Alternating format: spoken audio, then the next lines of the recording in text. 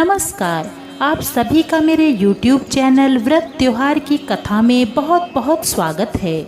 सावन मास शुक्ल पक्ष की पंचमी तिथि को नाग पंचमी का त्योहार मनाते हैं। नागों को हिंदू धर्म में देवता माना जाता है और इनकी पूजा करने से कई तरह के लाभ प्राप्त होते हैं।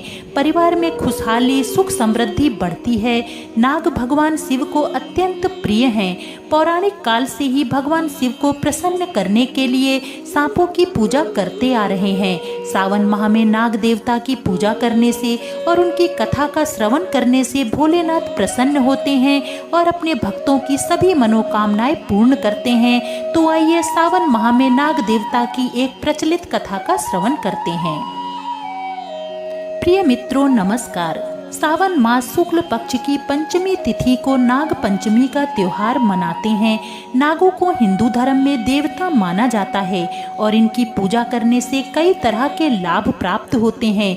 परिवार में खुशहाली सुख समृद्धि बढ़ती है। नाग भगवान शिव को अत्यंत प्रिय हैं।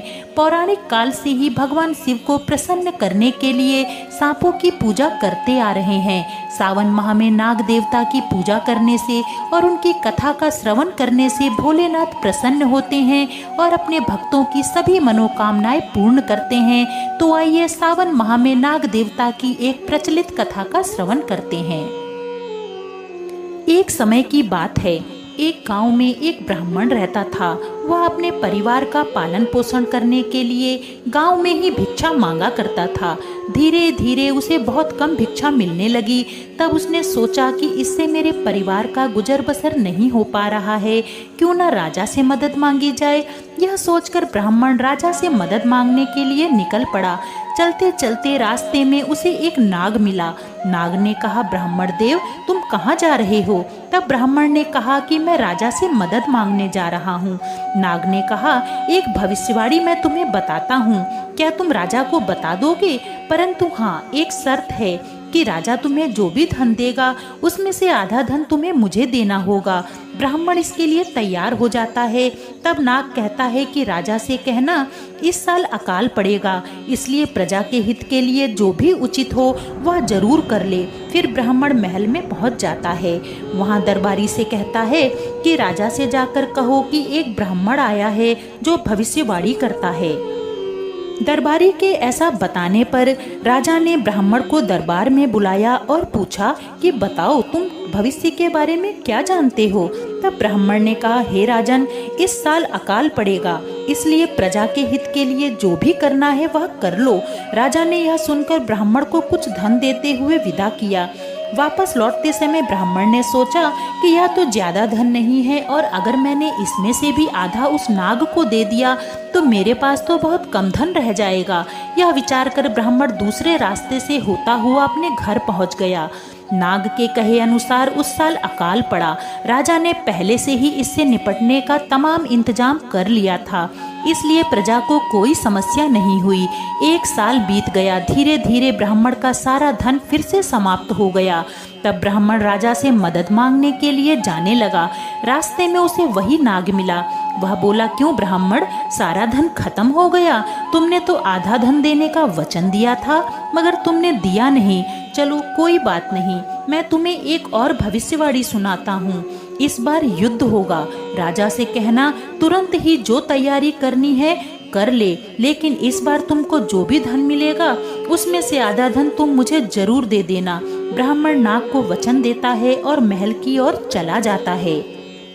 राजा को जब पता चलता है कि भविष्यवाणी बताने वाले ब्राह्मण आए हैं तो उन्हें राजा ने बहुत ही सम्मान के साथ दरबार में बुलाया।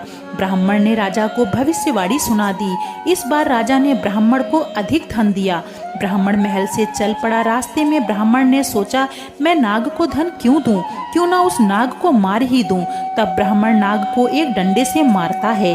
डंडा लगने से सांप की पूंछ कट जाती है, लेकिन नाग बच जाता है और वहां से चला जाता है।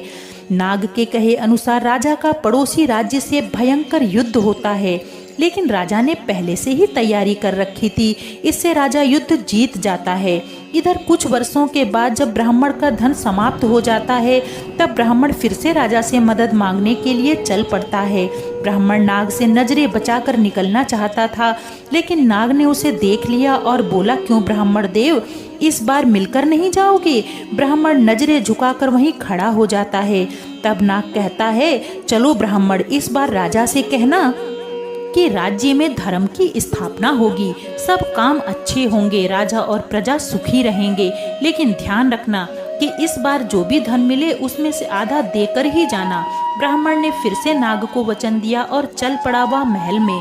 वहां पहुंचने पर राजा ने ब्राह्मण को पहले से भी ज्यादा स्वागत सत्कार दिया और उसकी पहली 2 भविष्यवाणियों की सत्यता के बारे में सोचते हुए उसे हृदय से धन्यवाद दिया।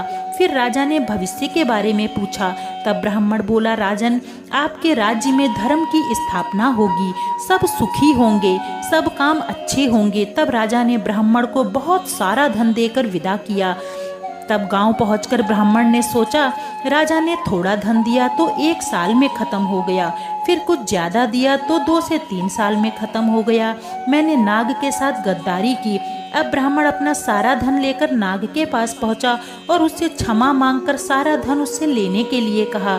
तब नाग ने कहा, हे ब्राह्मण, जब अकाल पड़ा तब तुमने रास्ता बदल दिया, जब युद्ध होना था तब तुमने मेरी पूंछ काट दी, सबने मेरा बहुत मजाक उड़ाया, और अब जब धर्म की स्थापना होनी है, मैंने भविष्यवाणी की थी कि लोग अच्छे काम करेंगे, तो तुम भी तो धर्म के मार्ग पर चल पड़े। मुझे भला धन का क्या करना है, इसे अपने साथ ही ले जाओ और सदैव खुश रहो, लेकिन हाँ, कभी भी किसी को धोखा मत देना।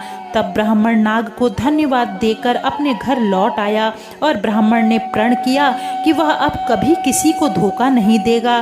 बोलिए नाग देवता की जय हो। चैनल को सब्सक्राइब अवश्य करें। फिर मिलेंगे एक नई कथा के साथ।